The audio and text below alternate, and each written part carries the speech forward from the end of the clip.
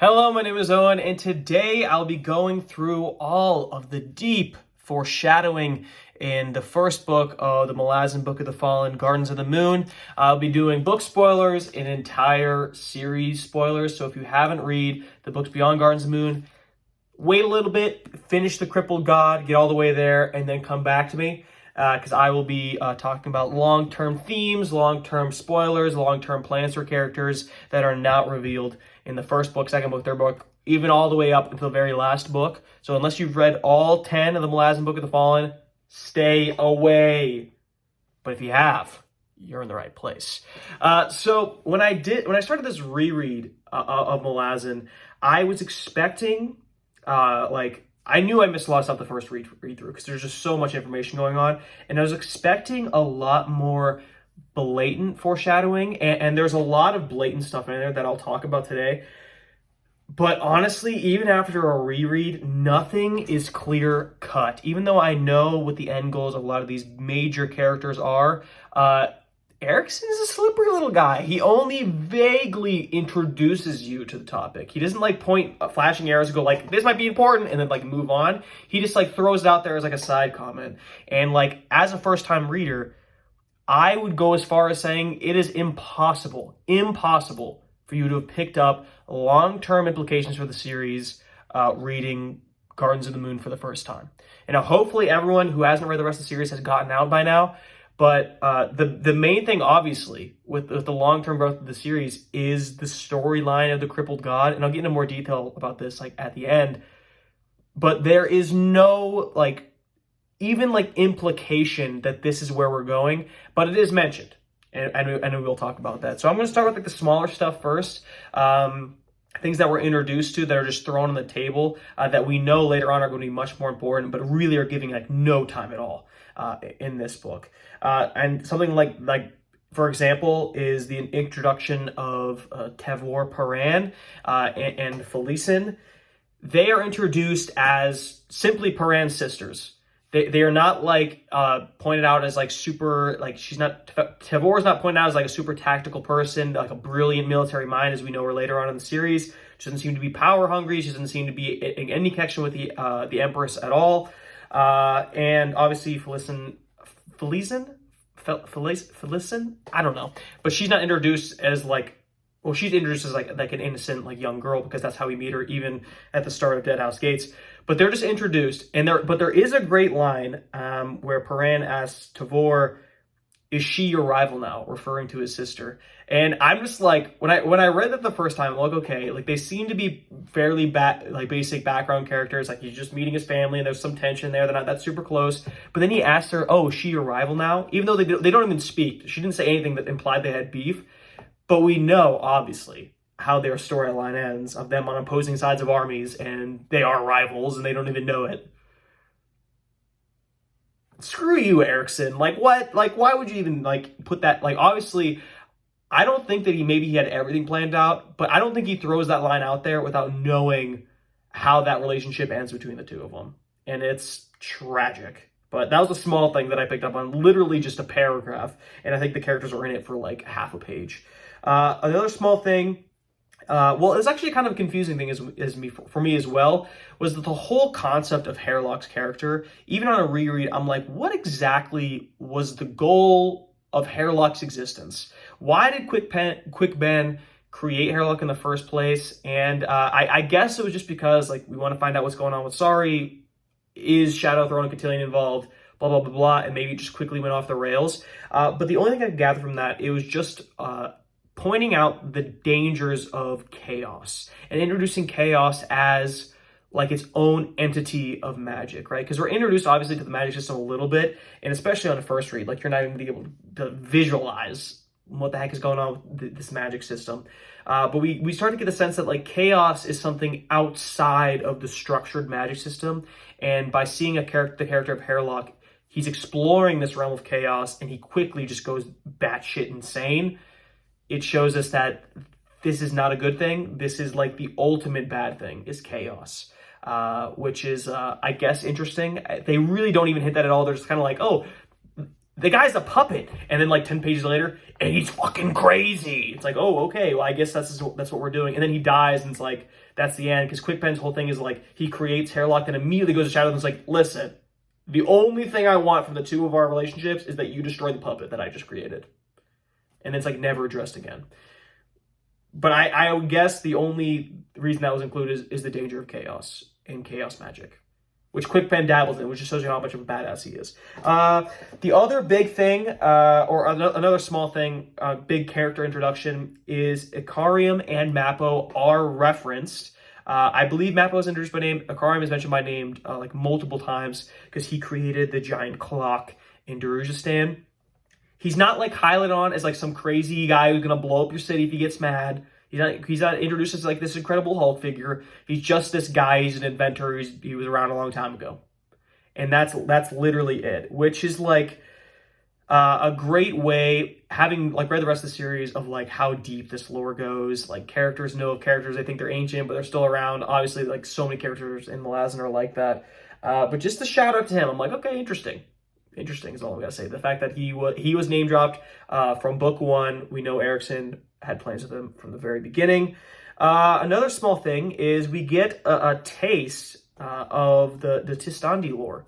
Something that I really struggled with on my first read through was connecting with the Tistandi and like what exactly their struggle was, because I was so focused on like the major plot points. And I think on a reread, I really noticed how much Animator Rake is so heavily focused on in this book. The first time I read through it, I'm like, oh, it's like a kind of like a really super powerful guy. He's kind of like Deus Ex Machina-esque character who like comes down and just like slaughters people and saves the day. But a lot of his internal struggle with his people is highlighted in book 1 in multiple conversations about how his people have like lost their purpose. They seem dispassionate. They just follow around what Animator says because they don't know what else to do. And then there's even a lore dump with Mother Dark and how the Tistandi, a lot of them split off from Mother Dark, including Animator, and they embraced the Warren of the Dragons, and that's why he can like shapeshift into a dragon, which I did not even pick up on for the rest of this series. I didn't know that this dragon shapeshifting, soul-taken power was because of the split, and the fact that this conflict is set up in the very beginning, that the split from Mother Dark basically killed morally the Tistandi people, and they don't know what to do with themselves, makes Animator's future actions of the book. If you're still sticking around, please, this is a huge spoiler. If you haven't read the book, please get out of here. Of his eventual sacrifice and the forgiving of Mother Dark. And it's all set up from book 1, which makes me think that, like, or reevaluate, like, the priority order of, like, what plot points are most important. It might be, like, number 2 up there. The whole Tistandi redemption and forgiveness of Mother Dark and Animator's sacrifice. Because from book 1, it's extraordinarily important, which shows to me how important it was to Erickson, and makes me, in retrospect, like how Tistandi heavy some of the later books are, with like the newer generation who are trying to like go on their adventures and stuff. Because usually I'm like, I don't really know what their goal is and who these people are, but I know when I get to those sections in the later books, with this in mind, their adventures are going to be so much more prevalent. And I was really just surprised in general how much Tistandi lore was dropped in here. And it was kind of background because it's not like important to like immediate plot, but we are given a lot of information here, which signals to me that's extraordinarily important. Another big thing that's introduced here is the character of K. Rool, the Elder God. Elder Gods become more and more important as the series goes on, and K. Rool is introduced as like this wanderer weirdo guy in Krupp's dream, but it is, and this is crazy to me because I feel like it was a big reveal in a later book, I don't remember which one, that it was like K. Rool's blood, that's the Warrens, like the Warrens are him, and I feel like that's like a big reveal in a later book, but it literally says the whole book, they're like, the Warrens are paths, I take this path, and then K. Rool's like, yeah, I'm the maker of paths. He literally just says that, and then he asks the guy he's talking to, I think he asked Race when they have him trapped in like the Krupp's dream, he goes like, do you know what that means? Like, I'm the maker of paths, like, do you understand that? And Race is like, no way you're that guy. That guy's crazy powerful. And like, you were born from chaos or whatever.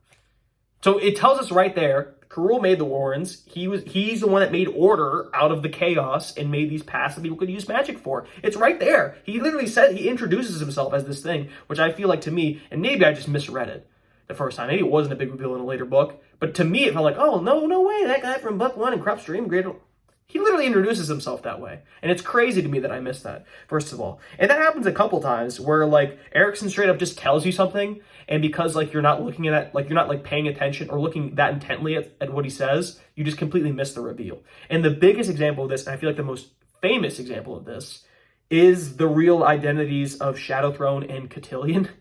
I think in, like, one of the first epigraphs, it said, like, something like very blatant, like Dancer takes the rope and Kellenvid sits on the throne. Like I don't think it's exactly that, but they literally put, it's like after the introduction of the rope, they say a quote where it says Dancer and the rope in the same sentence. And then throughout the whole thing, they're like, oh, well, it's mighty weird that there is Shadowthrone and Cotillion, and Dancer was the assassin of the wizard of Kellenved. Interesting. Also, the Azath House did take them in there. They did accept them as their guardians, and no one knows what happened to them after that. It's literally, I feel so stupid. And obviously, I know, I'm a first-time reader. There's a lot going on. I'm not paying attention to, like, who, like, the old emperor was. Like, he's supposed to be dead. Why would I care about him? But he really just, like, smacks you on the head with, like, listen to this, right? Why does Cotillion and Shadowthrone have such beef with the Empress? Why? And it's like, oh, well, Kellerman was mighty mad before he was killed. And it's like, Shadowthrone is mad at the Empress. It's like, oh, wonder why. But it's really, like, so obvious. So I feel like even on a first read, if you were probably, like, 40 IQ points smarter than me, you probably would have figured that out. And I don't know how smart 40 IQ points is, actually, so just keep that in mind. That was the other, like, stupid reveal that I probably should have known. Other than that, another small thing is the Otoral Dust, like the magic sucking thing, like the Agile Sword is that and stuff. There's the part where Rallic, like, rubs it in his skin. And keep in mind, for pronunciations, a lot of these words I'm saying for the first time in my life, all right? So cut me some slack. Okay? But he, like, rubs it into his hands or whatever, and, like, rubs it on his arms, and, like, he's like, well, Baruch said that this was a bad idea, but I'm going to do it anyway. And I remember reading it the first time, I'm like, there's going to be consequences, right? Like, he's going to, like, blow up or something. Because why would they say, you shouldn't do this, and he does it, and there's no consequences? But there is no consequences. Rallic does it, and you know what? He just becomes even more of a badass, and he defeats all the wizards that he's fighting.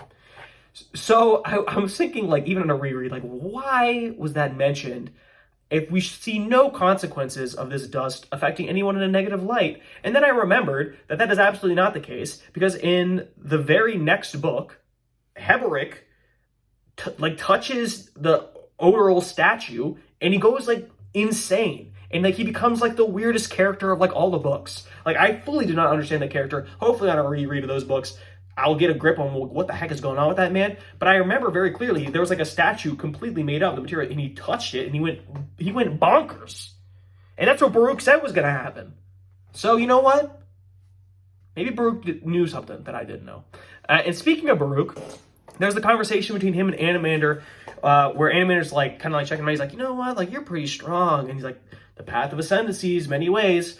So it's implied that Baruch is an ascendant of some kind, even though I'm not sure he plays a big role in any of the other books ever again. And he doesn't seem super powerful because he almost gets destroyed by Vorkin, although she is a high mage, whatever. But I think that's an important thing to introduce, is, like, the path to ascendancy, that there is a path to ascendancy, because I could see taking it for granted on a first-time read that this is a world where normal people can become gods in a certain way. And I'm guessing, like, Baruch's path would be as him as the head of this cabal, really running the city of Darustan. Like, he has a lot of power, and it would gradually make him an ascendant. I'm assuming that's what his path was. But because a lot of characters in this series become ascendants throughout the way. And keep in mind, I think that's the coolest thing ever, to establish a world and a magic system where, like, your gods, like, could have been people. And also, just to bonk you on the head again, there, like, literally Baruch says, yeah, it's really possible for men to become, like, godlike figures. Going back to Dancer and Kellenved, oh, I wonder what happened to them. New gods on the scene. Interesting. I can't get over how obvious it was in this book on the second read. I feel like, because when they reveal that in the next book, I'm like, what? No way. The Emperor's alive? Yeah, you moron. And there's even a conversation, just not to go back to that, there's even a conversation between Quick Ben and Kalam where they're like, yeah, Shadow Throne's the Emperor, right? And they're like, yeah, he definitely is the Emperor. Like, they don't say it outright, but they there's the moment where you know that they know, and they realize it then. And I don't think they confirm it, obviously, until, like, they work it out with Absalar in the next book. But it's just like, yeah, no shit. Ugh, it's so frustrating to me. Before we get to the big old Crippled God discussion, the other thing I wanted to highlight was the reveal of, I think it's in the third book, and maybe at the end of Deadhouse Gates as well, where it's revealed that Dujek didn't actually break off from the Empire. He's not actually a rebel. It was all a plan between him and the Empress that they were going to fake it so that way they could take on the Panian Seer with Kaladin Brune and Amanda Rake without, like, causing beef, because, like, obviously they would never work with the Empress. And I was looking in the conversation where Dujek's like, officially, I'm outlawed. We're going on our own. I might get destroyed by Kaladin Brune. Who knows? But, like, we're on our own. I was looking for, like, hints of foreshadowing, like, when are they going to hint that it's not real? When are they going to hint that it's not real? And they don't do it in that conversation. And I was very surprised. But luckily, and I forgot that I marked it, there was a conversation slightly earlier when Whiskey Jack was, like, talking about, like, oh, Dujek's thinking about it. And I think it was Kalam that goes, like, yo, like, what the hell? Like, you told us earlier that Dujek wouldn't hear a single word about rebelling. Even though after they found out the Empress wanted the Bridgebrothers dead, Dujek's like, absolutely not. I'm not breaking away from the Empire. Like, you guys are on your own. Like, I can't help you. I have too much at stake here. And then Whiskey Jack's response to, like, being called out, like, he's like, oh, well, plans change. Move along. And then he's like, opposite. Oh, and also, like, don't kill the adjunct, actually. He goes, yeah, actually, Dujek changed his mind. He wants to rebel, but also don't kill the Empress's greatest ally and closest servant. Don't do it. And that, like, and I didn't even notice that in the read. I was kind of in the dark that, like, oh, they're talking about rebellion. I know that happens later. That's why I marked it. But reading that conversation, it's very clear that Whiskey Jack is hiding something. And it doesn't really make sense to keep the adjunct alive. He's like, oh, like, we don't want to make the Empress that mad. It's like, you already know you're going to go rogue. So why does it matter if she's alive or not, especially after she did her plan? It's because it's all fake. And that's why a character like Dujek is like, no way in hell am I rebelling. And she's like, you know, actually, I changed my mind. I'm going to rebel. And, like, the reasoning is very soft. It's like, oh, like, we actually, like, thought, like, hard about it. And we decided, like, maybe it was a good idea, like, off screen. So that does give a little bit of a hint of, like, something's going up. It's not as straightforward as, like, oh, like, Dujek's on the run. And speaking of, like, a similar thing like that, there is the reveal in the next book that Kalam is trying to assassinate the Empress, which I remembered. And because I remember even the first time I read Gardens of the Moon, I thought it was really weird that Kalam separated from Quick Ben, because I thought, like, they were like this. And then there's the moment where Kalam is about to leave, and Quick Ben goes, like, should I tell someone something? Nah. And I'm like, what? And I remember, like, oh, they're going to go kill the Empress. So it was a plan, and I might be misremembering this too. It was Quick Ben, Fiddler, and Kalam's, like, plan on their own without telling Whiskey Jack that they were going to assassinate the Empress, because they don't know that Whiskey Jack is actually still with the Empress. But I thought that was an interesting moment where, like, Erickson threw in a scene where Quick Ben's like, I should probably tell someone, right, that what my plan is. Nah, and then he doesn't. That's the only hint we get that they got their own agenda over there. And because, like I said in my last recap video, I'm like, it's so weird that Kalam would be like, you know what, I really care about this little girl. I gotta take her home to her dad. Like, really, Kalam? Like, you have to do it? Really, you have to do it? And then that comment from Quick Ben, like, and thinking to himself, is like, okay, there's definitely something else going on. Let's get to the big thing, right? The Crippled God. When I first started doing my notes for this, because, like I said, I forget the things I marked. Good thing I marked them. The first thing I wrote down was like, there's no mention of the Crippled God. It's so weird. And then I was like looking through the red tabs, and there's, sure enough, a chapter begins with, like, a half page of Krupp reading an entry about the Crippled God and how he was chained. And I'm like, my mind was blown, because if you watched my Gardens of the Moon recap videos, the biggest, like, mind-blown moment that I had, I thought I was so smart, was that the theme of Gardens of the Moon is about being chained to something and unchaining yourself to be freed. And in that paragraph, the epigraph about the Crippled God, it's like, The Cripple God was chained. He was chained. They kept saying chained. And like, this guy chained him. Hood chained him. December chained him. Then it's like, this guy was there. This guy was there. This guy was there. And they use it as a device for Krupp to like discover that there's dragons on Moonspawn, which I feel like is not that important of a fact, because we already know that Animator Ray, I think at this point, we already know he's going to transform into a dragon later. So it's like, oh yeah, it's not that big of a jump to assume that there's other dragons on there.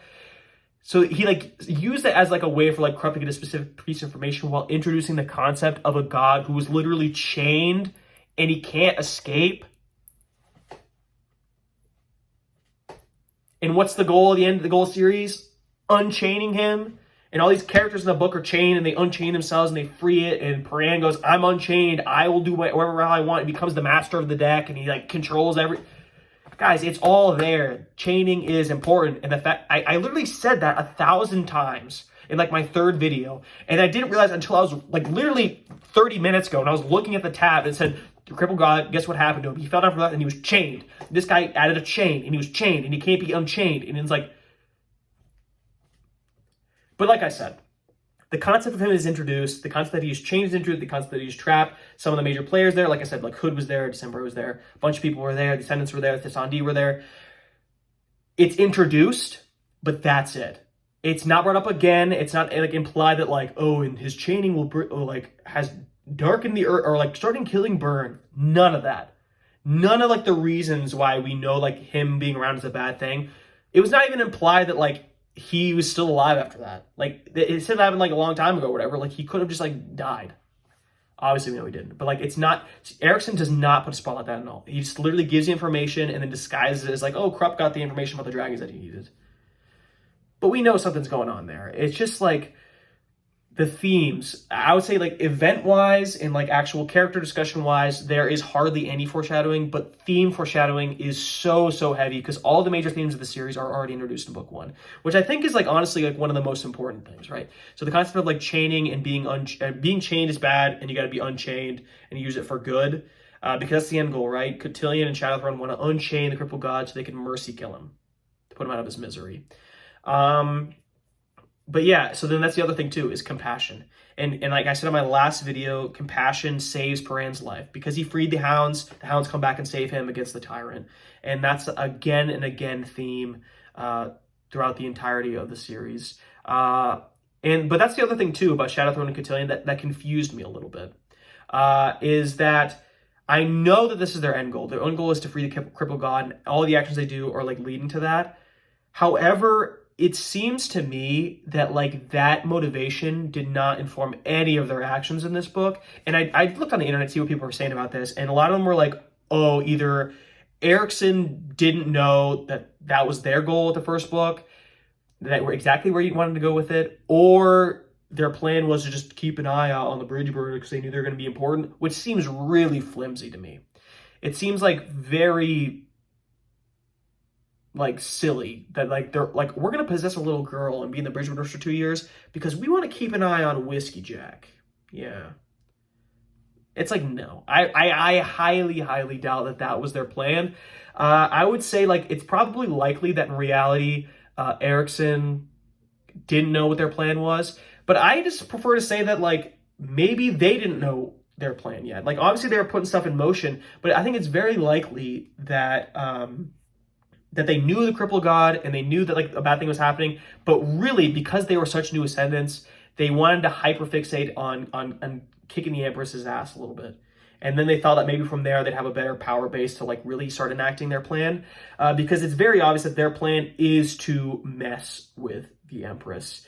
The thing I was confused about too is particularly like a Shadowthrone doesn't really get that much character development. He's not really as insane in this book as he is in other books. But Cotillion to me felt really out of character. He seemed like extra like brutal and violent because there's the thing they talk about like that Sari just like started like maiming guys, like cutting off their genitals. And I'm like, that's not something that Cotillion would do. Because I know in later books, like he's so charming and I love him as a character. In this book, he's really just a straight up villain. And it really bothered me. I'm like, did Erikson not have a grip on this character at all in the very first book? And then I thought at the end, the conversation between Cotillion and Paran where he's like, yeah, I messed up possessing that girl. Like, I realized, like, that's not a good way to go about getting at the Empress. And it's, in that one, kind of, like, allow me to connect some dots a little bit. My theory is this. My theory is, we know that when people become gods, they kind of lose a little bit of humanity, right? They become something like above it, and they kind of become like impassionate or like power hungry. They lose like the common touch, right? So, and I saw some people talk about this too. They think that like, when Cotillion possessed Sari, he like got some of her humanity, or like he like remembered what it was like to be human, and that's why he started to do that. But really, I really credit that a lot, because I think that after he unpossessed Sari, he took a little bit of humanity with him, and that conversation of him saying, oh, like, that was the wrong way to go about it, it wasn't him saying that was inefficient way to go about it. It was him saying that, like, what I did was morally wrong, which is not something the gods normally care about, and maybe Cotillion didn't care about before this moment. So it brought back the humanity in Cotillion, and a lot of his like conversations with future characters, like where he's a lot more sympathetic, he's a lot nicer, and he seems like almost like a guiding force, like a gentle guiding to a lot of the characters, and Absalar later on in the series. It's because he feels like deep remorse and realizes like he was going at it like a ruthless god way, and he needs more of that human touch to guide people into doing like what his goals are. So I think that conversation between him and Paran was a really important moment for his character, and that's why he's so nice and charismatic in later books, is because like it brought back that humanity in him, which makes me feel a little bit better about like the disconnect here. So because maybe they were impassionate, because they were kind of like getting used to their godhood, maybe they thought that like killing the Empress and like ruling the Empire as gods would make them easier to get the Cripple God, or maybe they weren't even thinking about the Cripple God. I don't remember if they said how long like they were planning that. But definitely like their motivations definitely don't line up in future series. And maybe I'll be able to put more pieces together, and let me know what you guys think. Like what exactly their goal is with taking down the Empress in relation to like their end goal of freeing the Cripple God. Other than that, those were the big things that I mentioned. Obviously, Absalar and Crocus, their relationship super much develops. But I noticed that there was a conversation between Rallick and Crocus where he's like, you don't want to be an assassin. Obviously, what does Crocus do in later books? He becomes Cutter, the assassin. And I thought it was fitting that when obviously Absalar is the name of the god of thieves, or the lady of thieves. And I think that's kind of like fitting, where it's like, they're talking, it's like, oh, like, what do you want your name to be? Absalar? It's like, oh, that's the lady of thieves. You can't do that. He goes, too bad. And be like, what's your job, by the way? And Crocus goes, I'm a thief. The fact that like fall in love and stuff. But in retrospect, know where Crocus's like mindset goes. Like, I think I don't remember exactly how he ends. I feel like he gets a happier ending, but he gets some really dark places. And Absalar kind of ruined him. And the fact that it all, like, his downfall all started with like Chalice when Absalar killed the guard, or Asari though. It's tragic for the poor guy. But yeah, that's all the foreshadowing that I noticed. Obviously, I'm definitely missing a bunch. So be sure to comment the stuff that I missed, or maybe clear up something that I maybe misinterpreted, because I'm sure there's a lot of that. But this is a lot of fun. And like I said in my last Gardens of the Moon video, we're jumping straight into Deadhouse Gates. July is the month of Deadhouse Gates. I'll be doing a similar video as this at the end of next month with my stuff like that. And then I'll be doing weekly wrap-ups of just spoilers of Deadhouse Gates in Gardens of the Moon. I won't go forward, but I'll go backward for people who are just reading the series for the first time. So, listen, new readers like the guidance of people like us, right? So if you're watching this video and you read the whole series, stop by those videos, all right? Give out a helping hand. And be sure to like and subscribe, because that's what cool people do. Thanks for sticking around.